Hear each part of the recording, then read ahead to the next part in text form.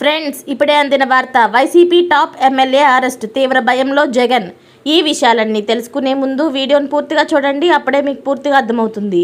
అదేవిధంగా చాలామంది సబ్స్క్రైబ్ చేసుకోకుండా వీడియోను చూస్తున్నారు, దయచేసి సబ్స్క్రైబ్ చేసుకోండి.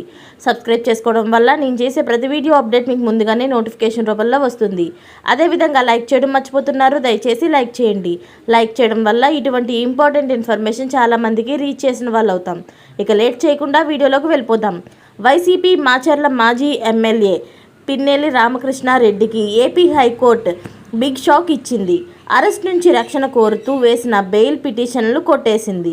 హైకోర్టులో 4 ముందస్తు బెయిల్ పిటిషన్లు వేశారు పిన్నెల్లి. అలాగే ఎన్నికల సమయంలో ఈవీఎం ధ్వంసం సహా పిన్నెల్లిపై 3 కేసులు ఉన్నాయి. కాగా ఇప్పటి వరకు ఈ కేసుల్లో మధ్యంతర బెయిల్తో పిన్నెల్లి బయటపడ్డారు.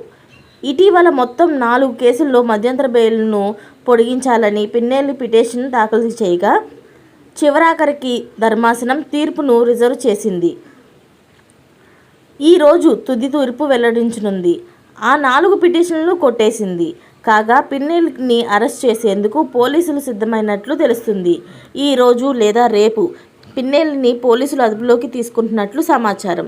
మరోసారి పారిపోకుండా పిన్నెల్లిపై పోలీసులు గట్టి నిఘా పెట్టినట్లు తెలుస్తుంది.